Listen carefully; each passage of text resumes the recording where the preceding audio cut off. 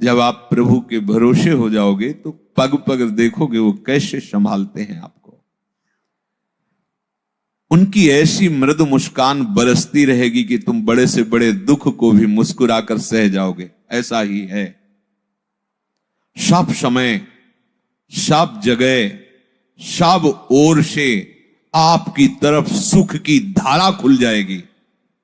ध्यान दीजिए, सब समय, सब जगह, सब ओर से आपकी तरफ सुख की धारा खुल जाएगी। जिधर से देखो सुख ही सुख आपको डुबो रहा है। किसको? जिसने भजन को पकड़ने के लिए सब कुछ छोड़ दिया है और एकमात्र प्रिया प्रीतम का भरोसा लेकर बैठ गया है, तो दसों दिशाएं उसके लिए मंगल में हो जाती है। पूज्य राधा बाबा ने कहा कि तुम एक बार राधा कृष्ण बोले तो मानो तुमने मोक्ष के लिए कमर कस लिया। एक बार बोले तो मानो कमर कस लिया और प्रभु की शरणागति को हृदय से स्वीकार किया तो दसों दिशाएं मंगलमयी हो गई। ये कोई प्रवचन नहीं है, ये उनकी छाती की बात है, महापुरुषों के हृदय की बात है। जो ध्यान देना, इस मार्ग में आकर जगत के लोगों को बताना चाहता है कि मैं बहुत बड़ा भगत हूं और अपने को पुजवाना चाहता है, अपना परिचय सबको प्राप्त कराना चाहता है कि मैं बहुत बड़ा भजनानंदी, तपस्वी, त्यागी, सिद्ध, साधक, जो भी, ऐसी चेष्टा तुमसे भूल कर भी ना हो। यदि तुमने ऐसी भूल कर दी तो तुम उनको भूल जाओगे जिनके लिए चले हो। सोचो, क्या कोई अपने प्रेमी की गुप्त बातें बाहर बताता है क्या? नहीं ना। तो तुम अपने भगवत कृपा से जो साधन बना है, जो तुम्हारी एकांतिक निष्ठा बनी है, जो तुम्हारे जीवन में त्याग और तप का संग्रह हुआ है, वो तुम कैसे बता सकते हो? गुरुजन अपने निज जनों को उस मार्ग पर दृढ़ होने के लिए अपने अनुभव बताते हैं, ना कि छाप लगाने के लिए। चुपचाप प्रभु के मार्ग में गुरुदेव के बताए हुए साधन शैली से चलो। दूसरों को बताने या सिखाने या दिखाने का बिल्कुल भी भाव नहीं होना चाहिए। प्रचार प्रसार पहले यहां प्रसार करो, अपनी इंद्रियों में, मन में, बुद्धि में। जब आप भगवत स्वरूप हो जाओगे तो कोई भी प्रचार या प्रसार करने का अवसर ही नहीं रह जाएगा, क्योंकि जिधर देखोगे अपना प्रभु है, तो अब किसको उपदेश करे, किसके कल्याण के लिए सोचे, क्योंकि कल्याण स्वरूप प्रभु ही सब रूपों में विराजमान है। जब तक ये अनुभव नहीं, तब तक कल्याण करने की योग्यता नहीं, और जब कल्याण करने की योग्यता आती तो पूरी सृष्टि में कोई बचता ही नहीं है। जित देखूं तित श्याममयी, तो किसका कल्याण करे? जो उपासक जगत के लोगों से बहुत मित्रता करता है, बहुत परिचय बनाता है, प्रणाम करवाने में बड़ा सुख मिलता है। कोई साष्टांग लौटता है ना, लगता है मेरे में कुछ है, गए। ध्यान, सम्मानम कलयाति घोर गरलम, ये विष है। जिसने अपना परिचय दूसरों को देने के लिए सारा प्रयत्न किया, याद रखो वो कभी भी ना तो प्रभु का परिचय पा सकता है, ना प्रभु के परिचय में आ सकता है। दोनों बातें समझ लीजिए, ना वो प्रभु का परिचय पा सकता है और ना वो प्रभु के प्रेम परिचय में आ सकता है। कोई कह सकता है वो सर्वज्ञ है, ये कैसे हो सकता है कोई प्रभु के परिचय में? आप देखो, भगवान कह रहे हैं, जो भक्त सर्वस्व समर्पण करके केवल मुझको जानते हैं, मैं केवल उनको जानता हूं, लक्ष्मी जी को भी नहीं जानता हूं, भगवान शंकर आत्मा है, उनको भी उतना नहीं। हे उद्धव, तुम्हारे जैसे निरपेक्ष प्रेमी महाभागवत को मैं जितना प्यार करता हूं, उतना अपने आप को भी प्यार नहीं करता। याद रखो, तुम्हारे ऊपर प्रियालाल की निरंतर कृपा बरस रही है, तुम उस कृपा में भींज रहे हो। कोई भी क्षण तुम्हारा उनके स्मरण से रहित ना होने पावे, वंचित ना रहने पावे। आप कहोगे हमें तो ऐसा अनुभव नहीं होता कि प्रतिपल हम पर कृपा है, तो कह रहे हैं देख लो तुम्हारी कोई प्यारी से प्यारी और वस्तु है। कैसा महापुरुषों ने मनन किया है। यदि तुम्हें शरणागति प्राप्त होने पर, भगवत मार्ग में आने पर अभी ऐसा अनुभव नहीं हो रहा कि हमारे ऊपर प्रियाजू की कृपा बरस रही, बरसंत में वो शहजाद बुद्ध सौख्य धाराम, तो कोई प्यारी वस्तु है, कोई प्यारा है तुम्हारा, देखो अंदर से उस प्यारी सी प्यारी वस्तु को, उस प्यारे से प्यारे संबंध को प्यारी जू और प्यारे जू से जोड़ो, अभी अनुभव हो जाएगा बरसंत में वो सहजाद बुद्ध सौख्य धाराम। वो तुम पर कृपा कर रहे हैं, पल पल तुम्हें संभाल रहे हैं। सचमुच सचमुच तुम्हें मालूम नहीं वो कब से तुम्हें प्यार कर रहे हैं, तुम्हें मालूम नहीं वो तुम्हें अपनी गोद में रखे हुए हैं। एक क्षण के लिए भी वो अपनी दृष्टि से तुम्हें दूर नहीं करते, पर तुमने अपनी दृष्टि उधर की ही नहीं। क्या बात, तुमने उधर दृष्टि ही नहीं की, तुम उनसे विमुख होकर दृष्टि संसार की तरफ किए रहे। उनका कल्याणमय कर कमल तुम्हारे सर पर है, अब तुम उसके बल पर वापस लौटो। ये तुम्हारा मार्ग नहीं है। तुम पूछोगे कि ये जलन जो बढ़ रही है हमारे हृदय में, ये चिंता बढ़ रही, शोक बढ़ रही, मन घबरा रहा है, पता नहीं क्या कैसा, ऐसा लगता है कि ना कोई आग है, ना कोई जलन है, ना कोई ताप है, ये मन की विमुखता है, घबरा रहा है। अनंत बलशाली प्रभु का आश्रय लेने में घबरा रहा है, नाशवान प्रतिपल छूटने वाले विषय के छोड़ने में घबरा रहा है। ये मन की चाल है। न कोई आग है, न कोई जलन है, न शोक है, ये केवल अज्ञान है। डरना मत, आगे बढ़ो, अभी वो भूमिका नहीं आई जो निर्भय अवस्था है। आगे कदम रखोगे तो आप खुद हंसोगे अपनी इस वृत्ति पर। जो हो रहा है होने दो, तुम्हारे रोकने से रुकेगा भी नहीं। तुम तो बस अपने मंगलमय आराध्य देव की इच्छा में अपनी इच्छाओं को मिला दो। आओ प्रवाह में बहते हैं। प्रवाह में बहने में जानते हो हाथ पैर नहीं चलाना होता। सत्प्रेम सिंधु मकरंद रसौघ धारा, अब इस धारा के प्रवाह में बहो। राधा राधा राधा। भयानक से भयानक भय भी तुम्हें भय नहीं दे पाएगा, और सुंदर से भी सुंदर कोई तुम्हें आकर्षित नहीं कर पाएगा। कब? जब राधा की धारा में बहोगे, प्रवाह में, लीला में। तुम्हें वो बता देंगे अपना रहस्य। लीला में तुम्हें ऐसा जगा देंगे कि तुम कभी सोओगे नहीं।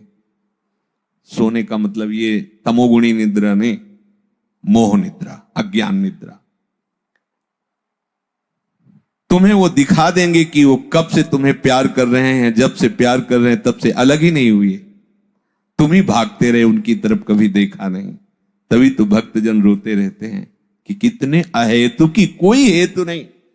आप जैसे महान को मुझ जैसे क्षुद्र से क्या हेतु हो सकता है, पर इतना प्यार। फिर बाद में अनुभव करा देंगे कि तुम उन्हीं के स्वरूप हो, कोई और नहीं। बस उस समय तुम उनके हाथ के विशुद्ध खिलौना बनकर उनकी नित्य लीला में प्रवेश पा जाओगे। जैसे कोई कहता है ना कि मैं नित्य लीला में प्रवेश पा रहा हूं, अज्ञान की बात है। जब तक मैं का स्मरण है तो नित्य लीला में कैसे प्रवेश? मैं का विस्मरण ही नित्य लीला में प्रवेश होता है। अपना अस्तित्व खत्म हो गया। ब्रह्म नहीं, माया नहीं, नहीं जीव नहीं काल, अपनी हो सुधि ना रही, एक रहे हो नंदलाल। अब ये लीला में कभी कभी लगता है साधक ये बड़ी बड़ी बातें करके केवल प्रणाम करवाने के लिए ऐसी झूठी बातें बोलता है, केवल सम्मान के लिए। ऐसा क्यों कर रहे हो? वास्तविक सम्मान और वास्तविक प्यार जहां से मिल रहा है वहां से तुम अपना संबंध विक्षेप करते हो, तो तुम्हें ये झूठा प्यार कब तक संतोष देता रहेगा? विश्वास करो प्रभु सत्य हैं, प्रभु नित्य है, प्रभु सर्वत्र है, इसलिए तुम्हें कपट और पाखंड करने की जरूरत नहीं है। कैसे महापुरुष जन प्यार से समझा रहे, वो सत्य है, वो नित्य है, वो सर्वत्र है, इसलिए तुम्हें पाखंड करने की जरूरत नहीं है, नाटक करने की जरूरत नहीं है। प्रभु तुम्हें बहुत प्यार करते हैं और वो बहुत सर्वशक्तिमान है। अब तुम्हें जितनी शक्ति उन्होंने दी है, बस सारी शक्ति लगा करके उनके भजन में समय व्यतीत करो, विषय चिंतन ना होने पावे। पीछे प्रसंग में चर्चा चल रही थी कि विषय भोग क्रिया नहीं हुई, केवल विषय चिंतन हुआ, उसी से सर्वनाश हो जाता है। अब जो बात कह रहे हैं वो विशेष साधकों के लिए, क्योंकि साधारण जन इसे नहीं समझ पाएंगे। इसमें कह रहे हैं कि विषयों को भोगता हुआ वो हृदय की निर्मलता को प्राप्त होता है। विषय ना भोगता हुआ विषय का चिंतन करते हुए वो सर्वनाश को प्राप्त होता है। यहां कह रहे हैं विषय का चिंतन नहीं, बिल्कुल चिंतन नहीं।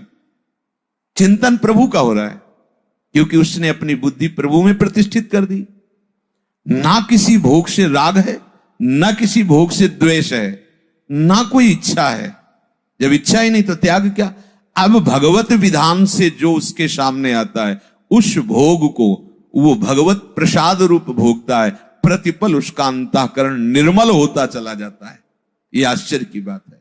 ये स्वयं भगवान कह रहे राग द्वेष वियुक्तैस्तु विषयानिन्द्रियैश्चरन् आत्मवश्यैर्विधे आत्मा प्रसादमधिगच्छति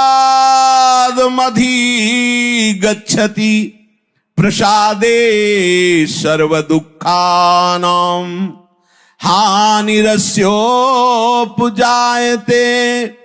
प्रसन्न चेतसो ह्रासु बुद्धि पर्यवतिष्ठते।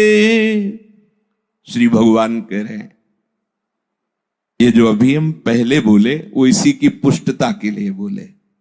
यदि तुम्हारी ऐसी धारणा है, जैसा अभी प्रथम में आपने भगवत कृपा शब्दों को सुना, हमारी बुद्धि केवल प्रभु में है और उसको हम सरल भाव से बता रहे हैं।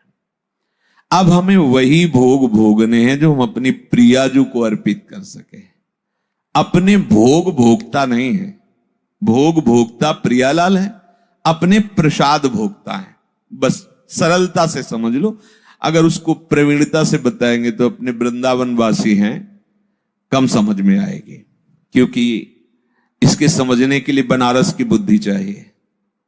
ये जो श्लोक है इसके समझने के लिए वेदांत बुद्धि चाहिए, बहुत प्रवीण बुद्धि। तो भक्तों की भूरी बुद्धि होती है, उनके भोलेपन में ही सारा ज्ञान छुपा होता है। अब अपने को इसको भक्ति स्वरूप में लेना है।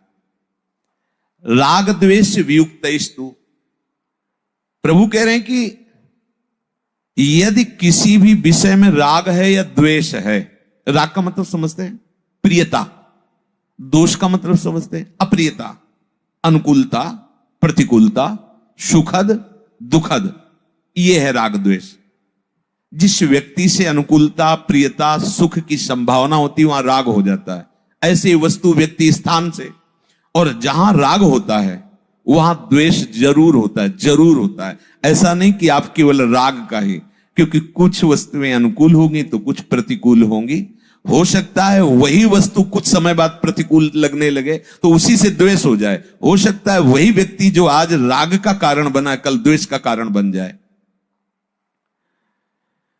अगर राग द्वेष युक्त बुद्धि है और वो विषयों का चिंतन मात्र करती है, तो प्रभु कहते हैं कि उसका उत्थान नहीं होता, पतन हो जाता है,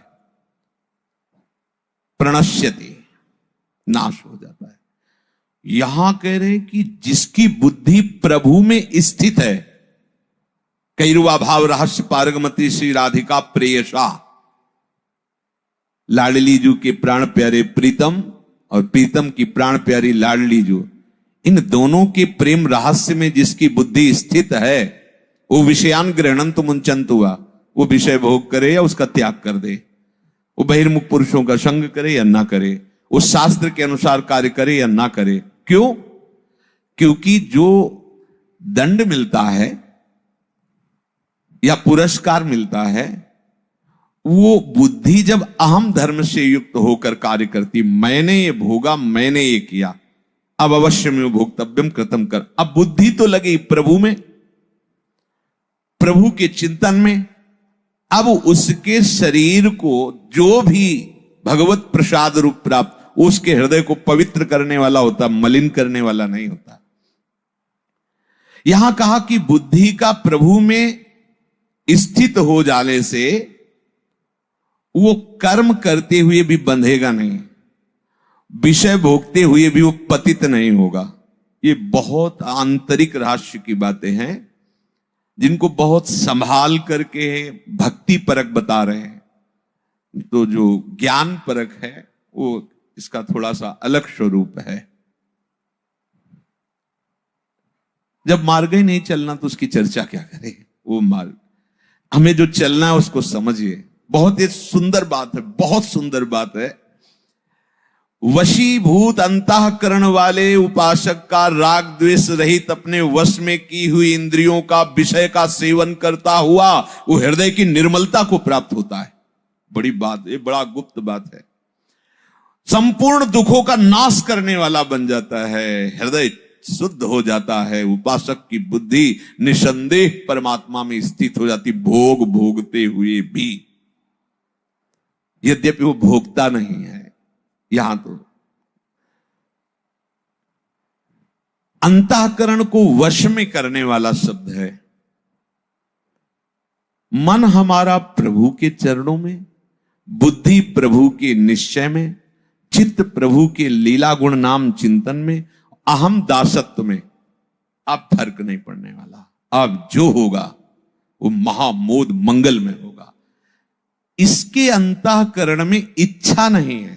ध्यान कीजिए, बंधन का कारण चाह है, इच्छा है। इच्छा नहीं अंतःकरण, क्योंकि वो हर समय प्रभु का चिंतन करता है। अब संयोग वशात अनुकूल या प्रतिकूल कोई भी परिस्थिति, व्यक्ति, वस्तु, स्थान आता है, वो आराम से उसमें विचरण कर रहा है। बाहर से दिखता है, लेकिन अंदर से वो प्रभु के चिंतन में। अब कोई फर्क नहीं पड़ने वाला। जैसे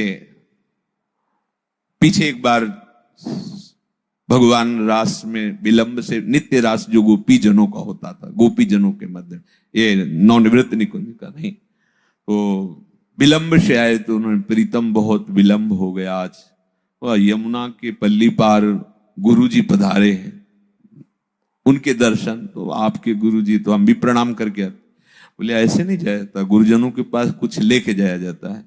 बोले कुछ विलंब तो लगेगा, समय हो जाएगा, पर हम सब तो मिल करके सुंदर सुंदर पुआ, खीर और अच्छे अच्छे पदार्थ बनाए, चलने लगी। तो उन्होंने कहा, प्रीतम यमुना जी बहुत बाढ़ी है, उनका जाके यमुना जी से कह देना कि यदि श्री कृष्ण अखंड बाल ब्रह्मचारी हैं तो मार्ग दे दीजिए। गई, पर यह बात सुनकर उनको हंसी आई। जो ही कहा तो यमुना जी ने मार्ग दे दिया। ऐसे ही थल की तरह वो जल में निकल गई। गई तो महर्षि दुर्वासा जी बड़े महामहिम हैं, प्रणाम किया, कहा भगवान भोग लाई है, मुंह बगाड़ दे। कोई पुआ, कोई खीर, मतलब पहाड़ जैसा पूरी ब्रज गोपियां सब, और बड़ी भावुक। ये ब्रज क्षेत्र भाव क्षेत्र है, बड़ा भाव है ब्रज में, बड़ा भाव। धीरे धीरे हमारी मलिन बुद्धि हो जाती है, इसलिए उनके भावों को हम समझ नहीं पाते। सब खीर पूड़ी सब, कुछ नहीं रह गया। प्रणाम किया, कहा ब्राह्मण हमें लगता है पूरे युग युग का भूखा रहा होगा, इतना भी प्रसाद नहीं छोड़ा सब पान। बोले भगवान अब आज्ञा कीजिए, जाना चाहते जाइए। तो उनका जब यमुना जी बाढ़ी हैं तो आई थी, तो निकले, अब जाए कैसे? बोले कैसे आई थी? प्रभु ने कहा था कह देना कि श्री कृष्ण अखंड बाल ब्रह्मचारी हो तो मार्ग दे दो। तो यमुना जी ने मार्ग, तो बोले बोल देना यमुना जी से कि यदि दुर्वासा जीवन में अपनी रसेंद्री में दूब के रस के सिवा कुछ रखा ना हो तो मार्ग दे दो। इतनी जोर से लोटपोट हो गई गोपिया कि जैसे गुरु झूठे वैसे ही चेला झूठे।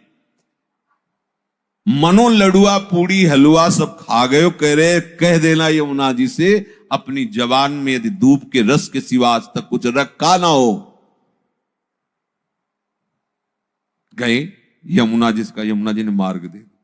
आश्चर्य हुआ कि यमुना जी तो सत्य वचन ही स्वीकार करती है। प्रभु के पास गए, प्रभु ने कहा आपने पवाया, दुर्वासा जी ने लेके तो कुछ नहीं पाया।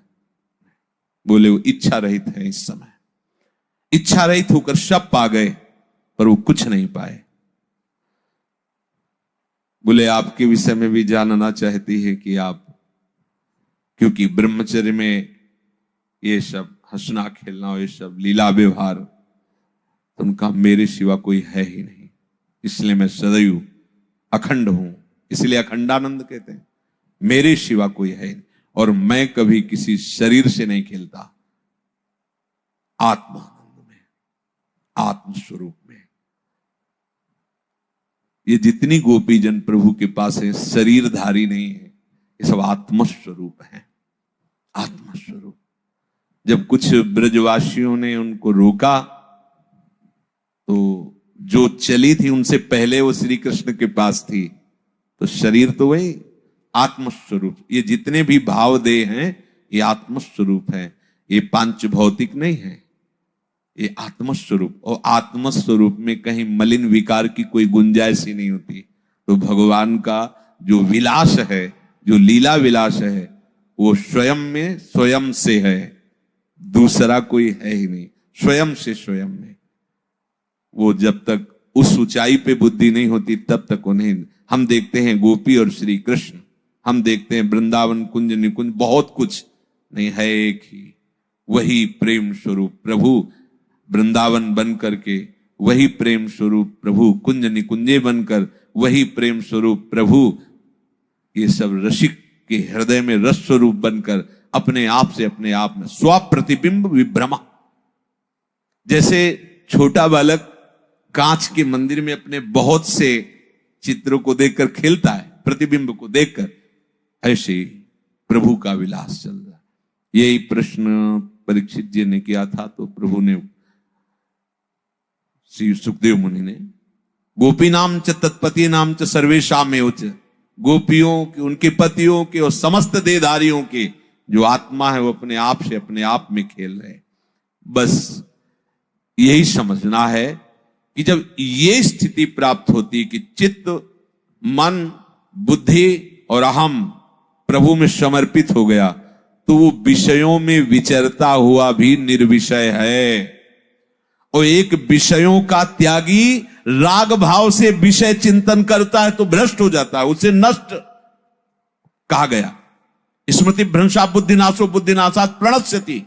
और एक जिसकी बुद्धि प्रभु में अचल हो चुकी है, वो विषयों में विचरण करता हुआ भी निर्मलता को प्राप्त होता है। आत्मवश्य ही राग द्वेष वियुक्त ही इंद्रिय।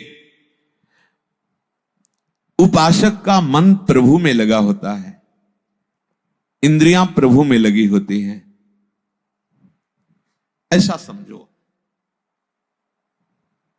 जैसे आपको सुंदर सुंदर भोग सामग्री सब समर्पित की जाए, जो भी जाओ उस कमरे में सब भोग सामग्री, जो भोगना चाहो भोगो, इसके बाद तुम्हें फांसी दे दी जाएगी। अब बताना किसी भोग का स्वाद, किसी भोग का स्वाद भयवश तुम नहीं ले पाओगे, क्योंकि तुम्हें हर भोग में फांसी का फंदा नजर आएगा। भयानक क्लेश देने वाला हर भोग लगेगा, क्योंकि अभी अभी फांसी दी जाएगी। एक भय है ये, जो भोगों का राग नष्ट कर दिया, मृत्यु का भय। और वो अमृत पद परम प्रेम स्वरूप प्रभु में मन लग गया, अब उसे कोई भोग रुचेगा, कुछ अच्छा लगेगा, बस रुचना नहीं है, विचरण कर रहा है, कोई फर्क नहीं पड़ता। राग रख के, इच्छा रख के जिस पदार्थ, वस्तु, व्यक्ति का आप सेवन करेंगे वही आपके बंधन और पतन का कारण है। इसीलिए अपने लिए बहुत बढ़िया उपाय गुरुजनों ने बताया है। वस्त्र भी धारण करना है तो महारानी जी को अर्पित करके, पानी भी पीना है तो आपको, भोग आप, प्रसाद आप, ठीक है। प्रसादे सर्व दुखानाम हानिरस्योपजायते। जब हम राग द्वेष रहित, अब उसमें हमारी श्री जी ने पाया है, इस भाव से पाते, इसे राग नहीं कहते, इसे अनुराग कहते।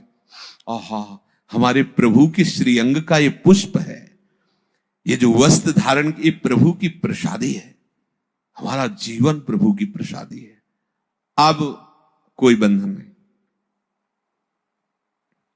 जैसे कहा जाता है, आप भजन करते हैं, जो आप लेते हैं वो आपका भजन नष्ट होता है, भजन से जाता है। किनका? तपस्वियों का, त्यागियों का, सन्यासियों का, भजनानंदियों का, भक्तों का नहीं। क्यों? क्योंकि भक्त कुछ भोग करता ही नहीं, वो प्रसाद सेवन, और प्रसाद से क्या होती? आत्मोन्नति होती। प्रसादे सर्व दुखानाम हानिरस्योपजायते प्रसन्न चेतसो ह्रासु बुद्धि परिवतिष्ठिते। उसका फल होगा कि उसकी बुद्धि प्रेम विकल हो जाएगी। बहुत समझने का विषय है। ये जो बड़े बड़े महापुरुष कहते, कोई भी चीज जो प्रियालाल को अर्पित ना कर सको नहीं पाना है। क्यों कहते हैं? क्योंकि वही तुम्हें बांध लेगी, वही तुम्हारे अंदर राग द्वेष पैदा कर देगी।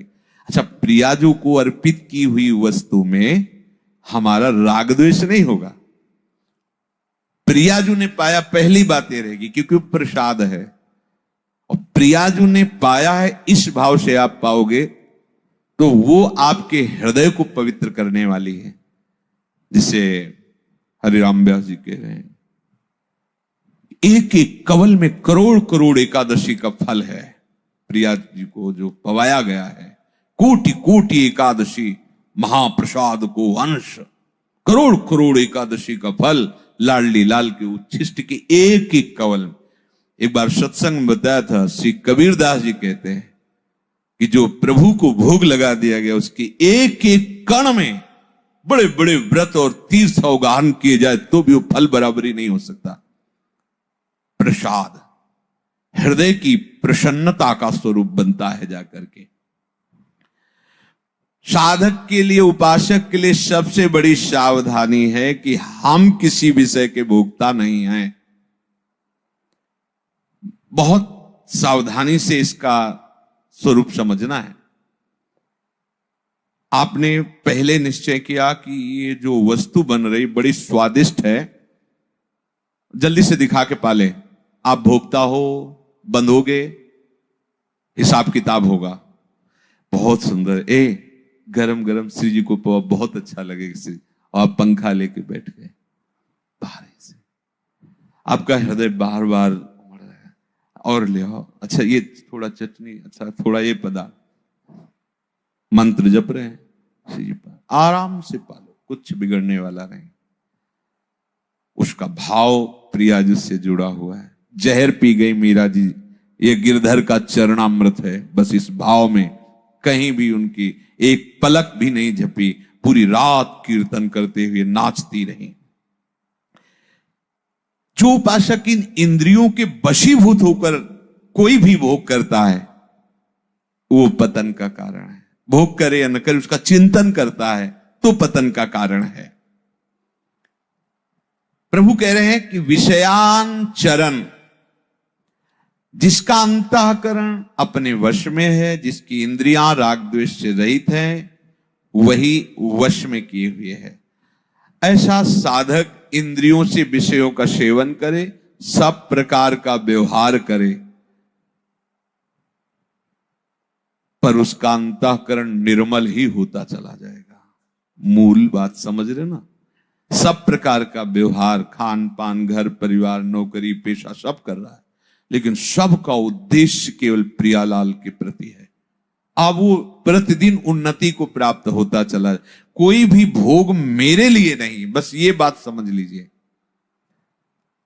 और वैसे भी देखा है हर वस्तु का स्वाद बढ़ जाता है जब प्रभु को अर्पित कर दी जाती है। गांव में अपने सत्यनारायण की कथा होती थी तो पंजीरियों पंचामृत तो अपने लोग डबल डबल बार उसके 1 चम्मच पंचामृत मिलता। घरों में खूब दूध होता, गांव में तो गायें और सभी रहते खूब, वो स्वाद कहीं नहीं मिलता। चाहे 5 लीटर चीनी और डाल के वैसे ही बना लो, वो जो स्वाद भगवत कीर्तन भगवत कथा के बाद भगवत अर्पित करके इतनी पंजीरी और वो पंचामृत, तो ऐसा लगता था कि अगर ये लोग रोके ना तो कई बार लाइन में लग के ले। देखो प्रियालाल का थोड़ा सा भी किनका जब आता कितना सुख मिलता है। प्रसन्न चेतसो ह्रासो, कोई भी चीज अमनिया नहीं लेनी क्योंकि मैं भोगता नहीं हूं। ये बात समझ जाओगे तो बहुत करुणा करके प्रभु ये रहस्य बता रहे हैं।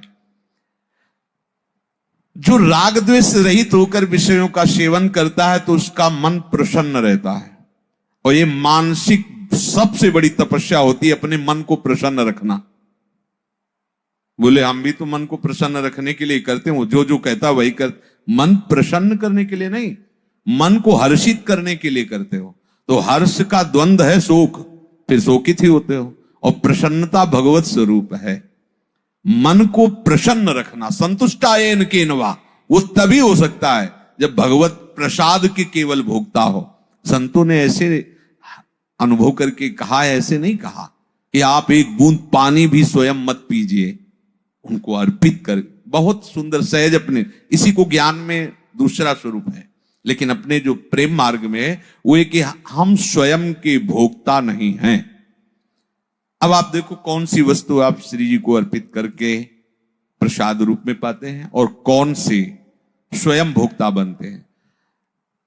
अभी पीछे चर्चा में आया था कि यदि आप इस धारा में नहीं बह रहे या नहीं भींज रहे तो आपकी कोई प्यारी वस्तु है, बस उसी को समझ लीजिए। जब कोई प्यारी वस्तु नहीं, केवल प्यारी जू और प्यारे जू, तो पूरे निर्भय होकर विचरण करो। कोई विश्व ब्रह्मांड में तुम्हें फांस नहीं सकता, कोई नहीं फांस सकता, क्योंकि माया उन्हीं की तो है, किसी और की थोड़ी है।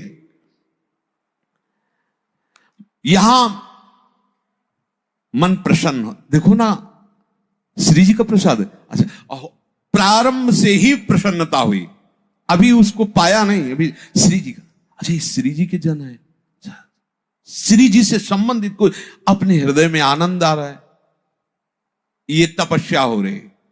भगवान के विषयों का सेवन कर रहा है, हृदय निर्मल हो रहा है, तप संग्रह हो रहा है, अंतःकरण की प्रसन्नता को प्राप्त होता है। ये प्रसन्नता सबसे बड़ी मानसिक तपस्या है। शारीरिक और वाचिक तपस्या से श्रेष्ठ होती मानसिक तपस्या। अतः उपासक को कभी भी स्वयं राग पूर्वक विषयों का सेवन नहीं करना चाहिए,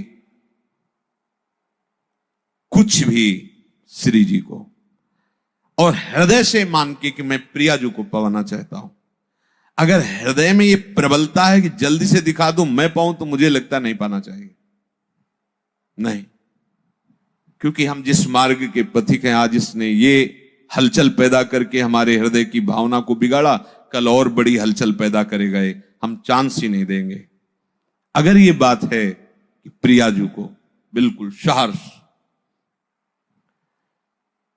जो साधक राग पूर्वक किसी विषय का सेवन करता है, द्वेष पूर्वक उसका त्याग करता है, उसका अंतःकरण मलिन होता है।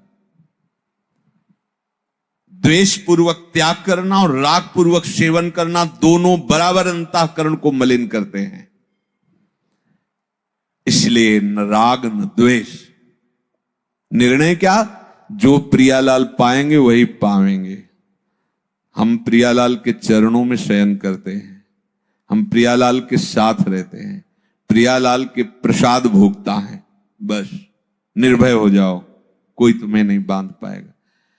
देखा है एक अचला भी पहले धो करके, फिर रज में ऐसे करके, फिर श्री जी के चरणों पे रख के फिर सेवन करते। महापुरुषों को देखो, एक कुछ भी अगर अपने को सेवन करना है तो हमने देखा पहले उसे धोना, तो ऐसे रज में ऐसे करके ऐसे रख के और फिर श्री जी के सामने रख के ऐसे, पहले रजरानी परम पवित्र, अब वो श्री जी के, अब वो प्रसाद स्वरूप लेके, जैसे कोई ऐसे तो फिर गुरु चरणों के सामने भावना करके उनको लंगोटी आदि वस्त्र कुछ भी मन यहाँ नहीं। वैसे सिद्धांत भी है, वैष्णव सिद्धांत भी है, तुम्हें निवेदित भोजन करे, जितना भी पट प्रसाद इस स्वरूप ही धारण करे, कोई भी अमनिया चीज नहीं, आप बंधन मुक्त हो जाओगे। क्योंकि जो ज्ञान का मार्ग है वो थोड़ा अलग है। यहां वो देखता ही नहीं अपने में, वो आत्मस्वरूप में गुणानुगुण वर्तनते, बिल्कुल कहीं भी वो।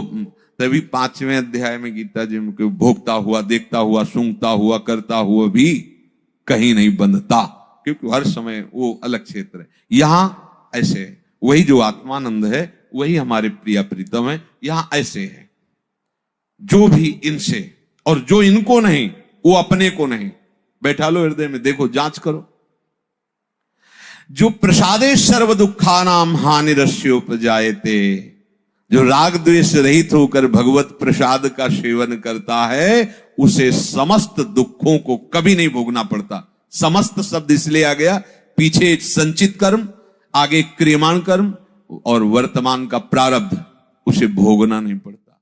निरंतर नाम जप का अभ्यास, प्रियाजू के चरणों का आश्रय, आठों पहर में जितनी बने उतनी सेवा, और ठसक महारानी जू की, हमारे माई श्यामा जू को राज। बस इस कलिकाल का कोई भी दोष हृदय में अपना प्रभाव नहीं दिखा पाएगा, कोई भी विकार हमको परास्त नहीं कर पाएगा। सच्ची मानिए, महारानी जू का बहुत बड़ा बल है, अलवेली सरकार है। कोई भी स्वामी ऐसा नहीं देखा गया, एक बार गलती माफ कर सकता है, 2 बार गलती, 10 बार, लेकिन बार बार गलती करे तो स्वामी को क्रोध आ जाता है, रिश आ जाता है, और दंड देने पर उतारू हो जाते हैं। अब ये दंड से सुधरेगा। लेकिन हमारी महारानी जू, ने कहूं न रिस कहूं, भूली हूं न होत सके। तो बोले फिर महारानी जू तो दंड नहीं देंगी। लालजू बोले वो तो यो आधीन स्नेह विवश पी और कछु न सुहाई। वो तो प्रियाजू की भ्रकुटी की तरफ देखते रहते, इशारा क्या है बस, तो हम जीत गए। हमारे अवगुण, हमारे दुर्गुण अब हमको प्रभु से दूर नहीं कर पाएंगे, क्योंकि हमसे गलती हो सकती है, पर हमारे स्वामी को रिस नहीं आती, नाराज नहीं होती। अवगुण करे समुद्र सम, गनत न अपनो जान। सहज स्वभाव पर्यो नवल किशोरी जू को मृदुता, दयालुता, कृपालुता की राशि है। ने कहूं न रिस कहूं, कभी नाराज नहीं होती, इतनी भूली। कान में श्री जी कह रही थी, काहे को रोवे, तो है आशीर्वाद चाहिए, मैं दे तो रही हूं आशीर्वाद।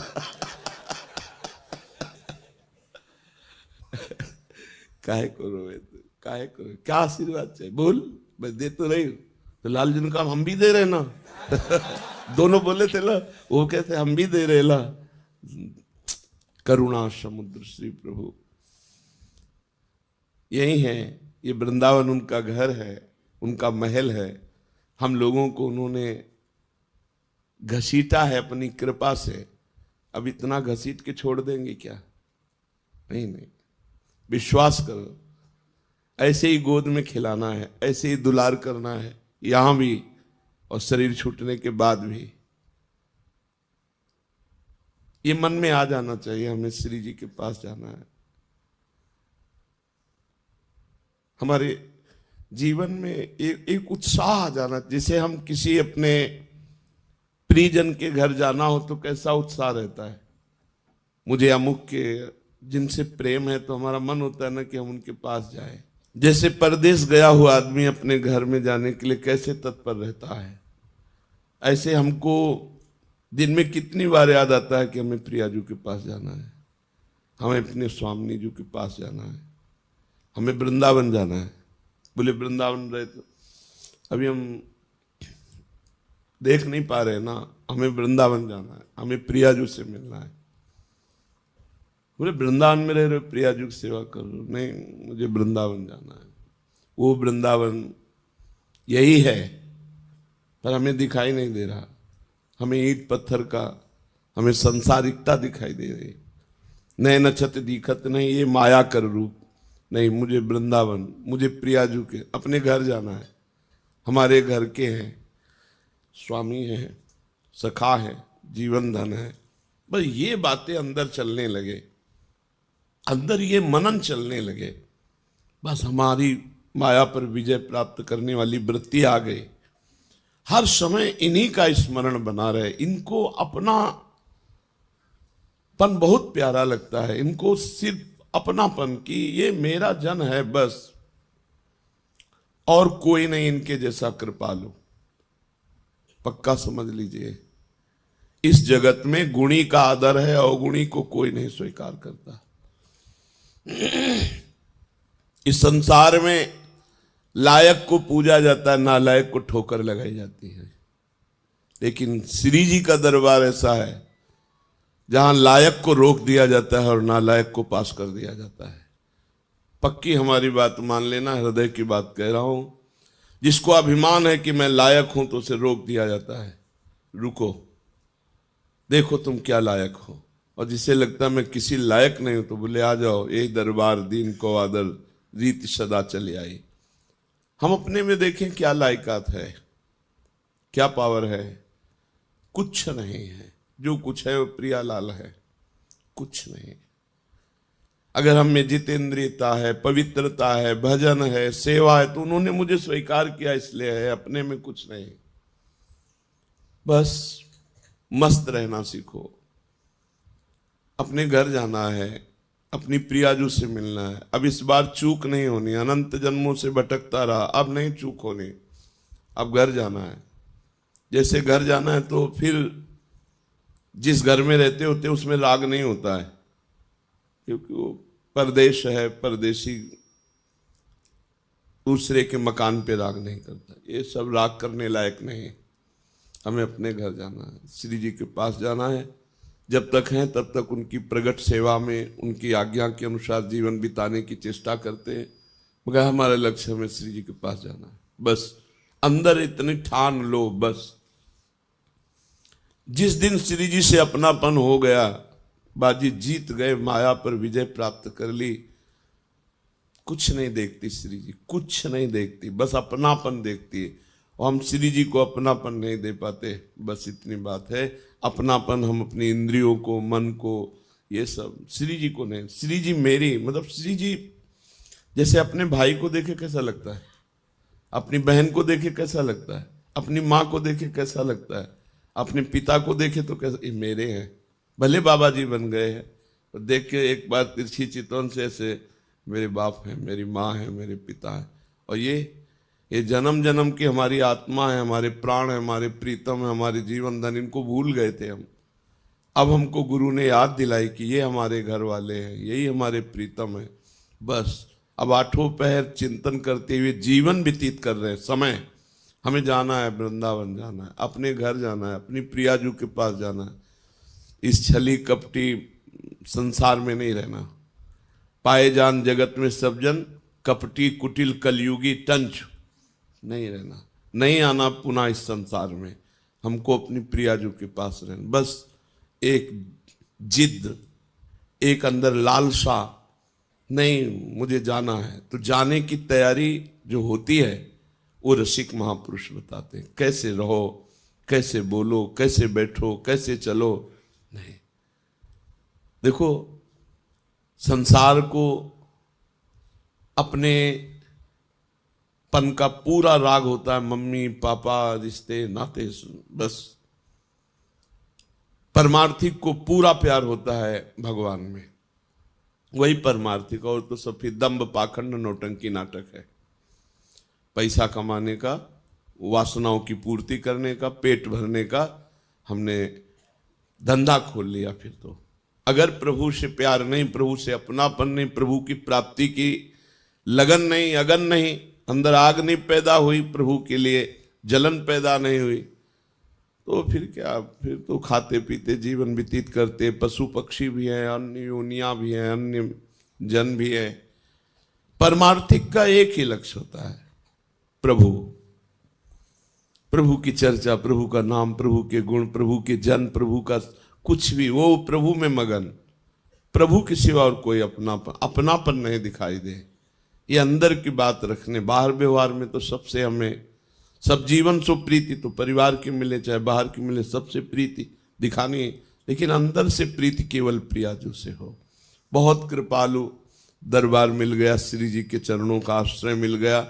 अब ये चूक मत करना, ये इधर उधर झांका ताकि इधर उधर की बातें, कुमार्गामी जो व्यक्ति हैं उनको हम साधक नहीं कहते हैं, ऐसे का संग न करे, मुख न देखे, गुरुद्रोही इष्टद्रोही का मुख न देखे, जो गुरु की अवहेलना कर दिया उसका मुख न देखे, उससे संभाषण न करे, तभी इस मार्ग में आगे।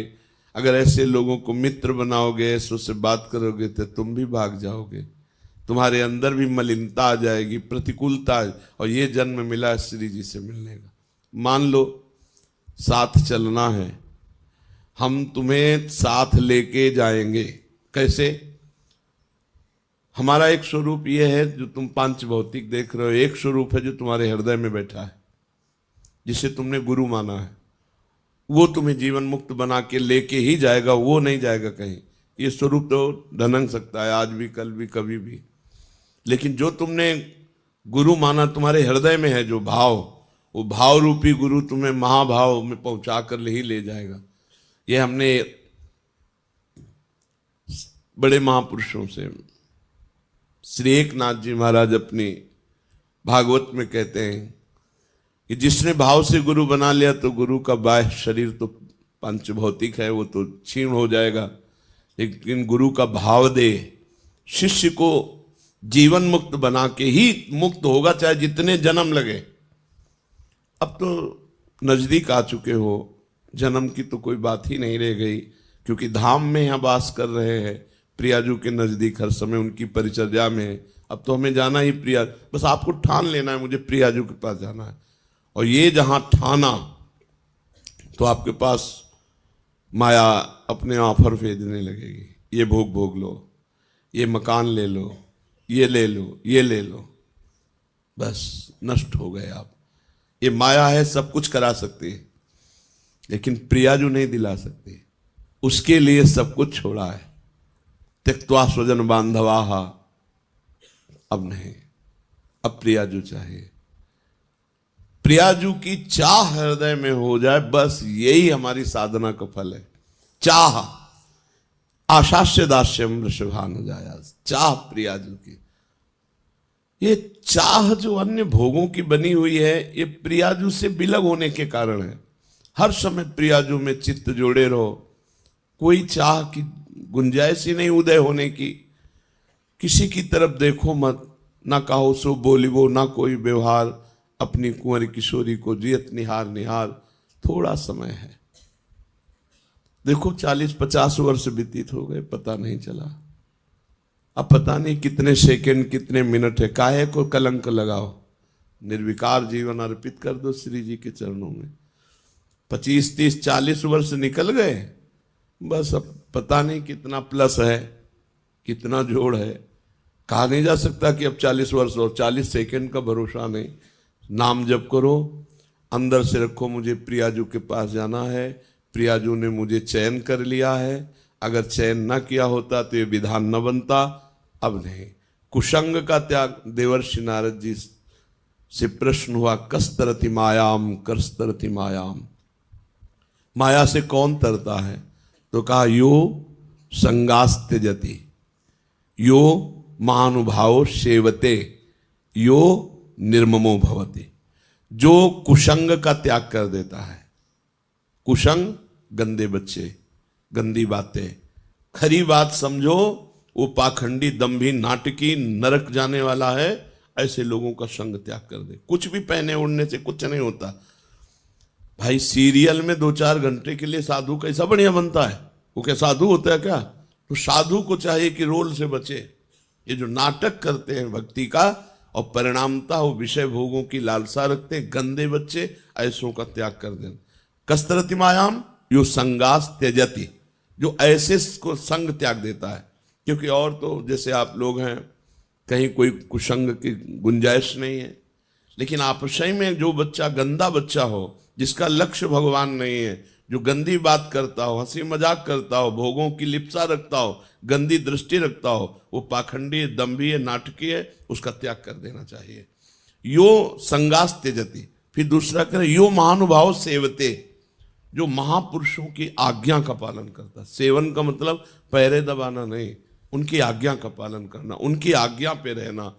नहीं, ऐसी आज्ञा नहीं है, हम ऐसा कार्य नहीं कर सकते, ऐसी वस्तु नहीं खा सकते, ऐसा दृश्य नहीं देख सकते, हम ऐसी जगह नहीं जा सकते, ऐसे व्यक्ति से नहीं मिल सकते जिसके लिए निषेध है। यो महानुभाव सेवते, और फिर यो निर्ममो भवति, अपने शरीर की ममता, शरीर संबंधी परिवार की ममता का त्याग, वो सब ममता प्रियाजू के चरणों में। एक अहमता ममता है जग में है दुखदाई, ये जब श्री जी की ओर लगे तो होत परम सुखदाई। इसलिए अपने चित्त को श्री जी के चिंतन में लगाओ।